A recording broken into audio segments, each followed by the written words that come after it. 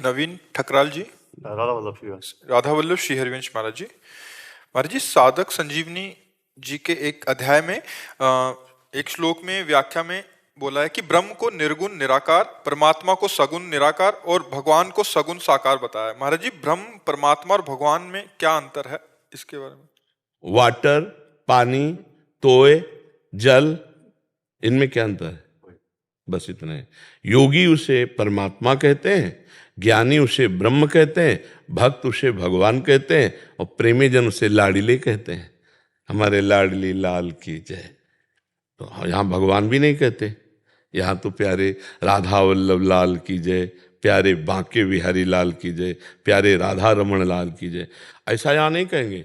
भगवान राधा वल्लभ लाल की जय ऐसा कहेंगे तो समझ लेना बाहरी है, वो अपने वृंदावन का प्रेमी नहीं है। यहाँ तो लाल कहा जाता है, लाडले कहा जाता है, लाडली जो कहा जाता है। तो उन्हीं को ज्ञानी जन ब्रह्म कहते हैं और योगी जन परमात्मा कहते हैं और भक्त जन भगवान कहते हैं और प्रेमी जन प्रीतम कहते हैं। कोई अंतर तो नहीं, आप समझ गए?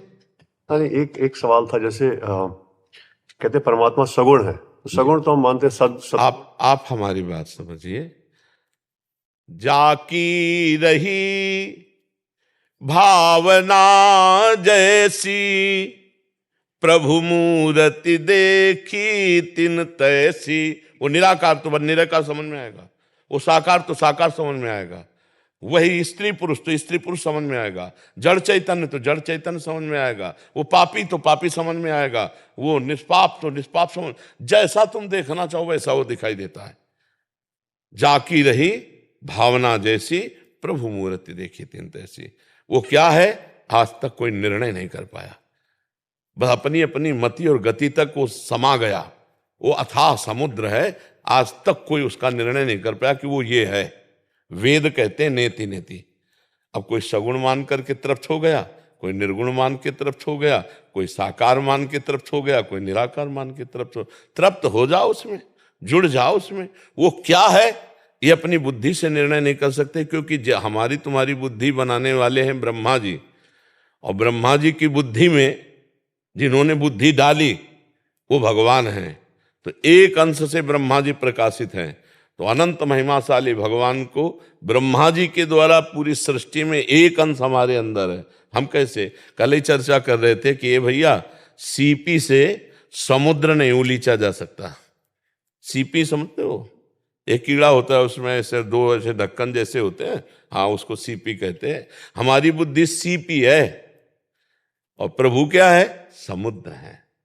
तो हमको जो भाव रुचे, हमको वो मार्ग पकड़ करके रसास्वादन करना चाहिए। वो क्या है ये आज तक पूरा कोई फाइनल नहीं कर सकता। क्या है ये फाइनल नहीं हो सकता।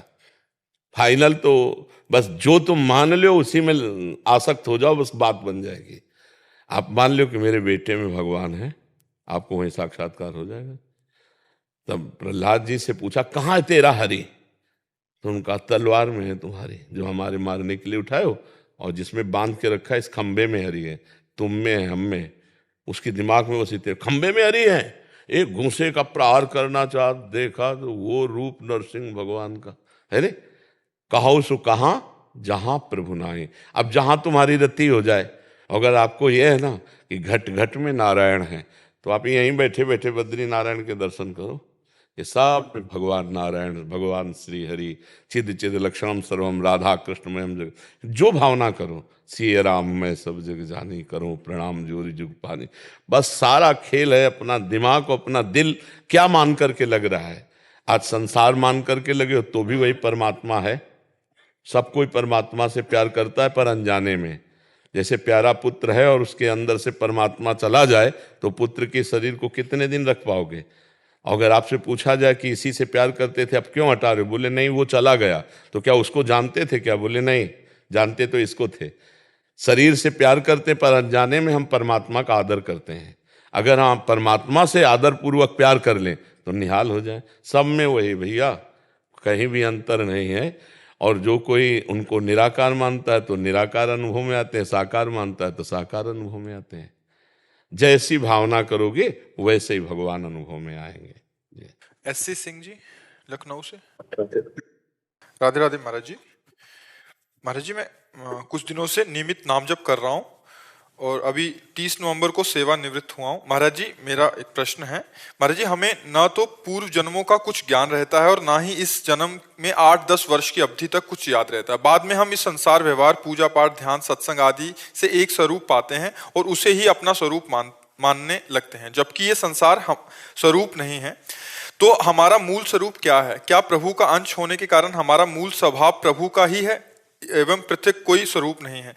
परंतु भगवत दर्शन होने तक हम एक काल्पनिक स्वरूप बना लेते हैं। आप कहते हैं कि हम मन काल्पनिक और भावनात्मक में अंतर। काल्पनिक सांसारिक बात होती है और भावनात्मक भागवतिक होती है।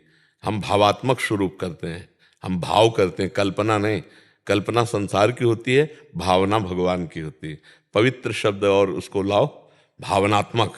हम एक भावनात्मक मूर्ति बनाते हैं। हम स्कूल में जब पढ़ते थे तो मानी संख्या दी जाती थी, उससे सवाल हल हो जाता था। आपको पता है, मानी संख्या कुछ भी आप रख लो और सवाल हल हो जाएगा। तो ये संसार का जो प्रश्न है कि परमात्मा एक है पर वह अनेक रूपों में है। अब मानी संख्या, आप मान लो परमात्मा किसमें? माता में, पिता में, भाई में, बंधु में, गुरु में, पशु में, पक्षी में, दीवाल में, पत्थर में, लकड़ी में, जहां भी तुम मानो मानी संख्या मेरे पर ब्रह्म परमात्मा। अब सवाल हल हो जाएगा। एक जगह आसक्त हो जाओ, मेरे श्री विग्रह में, कहीं भी परमात्मा भाव से, वो सब ये सारे रूप प्योर शुद्ध परमात्मा के हैं, प्योर, कोई मिलावट नहीं। जैसे हम किसी बात को समझाने के लिए खंडन और मंडन दो पद्धतियां अपनाते हैं। अन्वय व्यतिरेक, जैसे वेदांत है, अन्वय व्यतिरेक, ब्रह्म सत्यम जगन मिथ्या। इसके बाद ये नहीं है, ये नहीं है, पीछे देखो शब्द क्या आ रहा है, ये नहीं है। और ये नहीं है, ये नहीं है करते हुए जब पहुंचे जहां, तो फिर सर्वम खलमिदम। अब बताओ, ये पहले ही था ना, ये अब तो नहीं हुआ ना, पहले ही था। पर हमको दो पद्धतियां अपनानी पड़ती हैं राग के कारण। हमारा राग शरीरों से है, तो ये ब्रह्म नहीं है, वस्तुतः ब्रह्म ही है। अब हम तुमको मूल अवतरण से बता रहे हैं। ब्रह्म मूल प्रकृति, त्रिगुणात्मिका प्रकृति, मूल प्रकृति से त्रिगुणात्मिका प्रकृति, फिर उससे महातत्व, महातत्व से अहंकार, अहंकार से त्रिगुण अहंकार, त्रिगुण अहंकार से ये सब पंचभूत आदि, और पंचभूतों में ये सब रचना देख रहे हो। जब समिटता है तो पंचभूत, त्रिगुण अहंकार में, त्रिगुण अहंकार मूल अहंकार में, अहंकार महातत्व में, महातत्व त्रिगुणात्मिका प्रकृति में, त्रिगुणात्मिका प्रकृति मूल प्रकृति में, मूल प्रकृति में ब्रह्म। तो ये सब है क्या? वही तो परिवर्तित होता रूप में, रूपांतरण होता चला रहा है। तो सर्वम वासुदेवा सर्वम। अब बताओ कहां कहां हमें खोजने जाना? पर हमारा विश्वास नहीं है, हमारी श्रद्धा नहीं इन रूपों में, क्योंकि हमने पहले से सुन रखा ये मायामय रूप है, ये सब परिवर्तनशील है। तो अंदर जब हम अपने आप को ढूंढ नहीं पाए, कई साल हो गए आपको शरीर में रहते हुए? 61 वर्ष में एक सेकंड भी आप अपने से नहीं मिले। हाँ, इसकी खोज ही नहीं की आपने। रुपया की खोज की, पद की खोज की, प्रतिष्ठा की, दुल्हन की, बच्चा की, संभाल ले। सच्ची मानिएगा, आपने कभी व्याकुल होकर खोज ही नहीं की अपनी। अब अपनी खोज ना होने के कारण हम परमात्मा की खोज की तरफ कदम बढ़ाएं, तो ये ऐसा खेल है कि बीच में शीशा रखा है, जैसे दो दिखाई दे रहा है, एक मैं और एक ये, और शीशा हटाओ तो केवल मैं। गीता गायक भगवान श्री कृष्ण कह रहे हैं, जब सृष्टि नहीं थी तो मैं था, जब सृष्टि नहीं रहेगी तो मैं ही रहूंगा, तो बीच में मैं ही मैं हूं। तो ये अंतःकरण चतुष्टय जो है, परिचय जानते हो? मन बुद्धि चित्त अहंकार, अंतःकरण, ये दर्पण की भांति है। इसी में आत्मस्वरूप का प्रतिबिंब पड़ते हुए जो मैं है, वही हमें फंसाए हुए है, वही हमें फंसाए हुए कि मैं स्त्री, मैं पुरुष, मैं ये। इसी मैं को मिटा दे, दर्पण हटा, तो शुद्ध मैं जो है वो ब्रह्म स्वरूप है, उसमें और परमात्मा में अंतर नहीं है। ब्रह्मविद ब्रह्म भवति। तो अगर ब्रह्म नहीं होता तो क्या किसी क्रिया से ब्रह्म बन जाएगा? गोस्वामी जी कह रहे जानत तुम्हें हो जाए, तो पहले से ही वही था, उसमें कोई परिवर्तन होता क्या? आत्मस्वरूप अपरिवर्तनशील है, वो चैतन्य घन है, वो एक रस है, वो चिदानंद है। बस ये बात है, वो जो है तत्त्वमसि, तत्त्वम असि, वही तुम हो। पर ये सवाल हल नहीं हुआ। अभी सवाल हल नहीं हुआ, अभी साधना करनी पड़ेगी। इसीलिए साधना करनी पड़ेगी। खूब संसार के चिंतन को छोड़कर भगवत चिंतन परायण रहो। कोई नाम ले लो गुरु से, कोई रूप ले लो भगवान का, तो मानी संख्या नाम रूप से सबका स्वरूप निराकार है। आपका कोई आकार थोड़ी है। आप जिस आकार को मानते हैं आप वही हो जाते हैं। नहीं, आपका कोई आकार नहीं है, आपका कोई आकार नहीं है। आप जो आकार दें, जैसे भक्ति में भी है तो सखा भाव, वात्सल्य भाव, शब्द समझना, ये क्या है? भाव है ना। तो जो भाव आरोपित करोगे आपका आत्मा वही हो जाएगा। आपने आरोपित किया कि मैं सखा हूं भगवान का, तो आत्मस्वरूप सखा हो गया। आपने आरोपित किया मैं दास हूं, तो दास हो जाएगा। आप आरोपित करो मैं वही हूं, तो वही हुए। आप जो चिंतन करेंगे, और कोई चिंतन नहीं करेंगे तो जो है वो परमात्मा ही है। अब चिंतन करना सहज है हमारे लिए, अचिंत्य होना बड़ा कठिन है। अब देखो, चिंतन रहित होना बड़ा कठिन है, इसलिए हम इसको चिंतन में फंसाते हैं।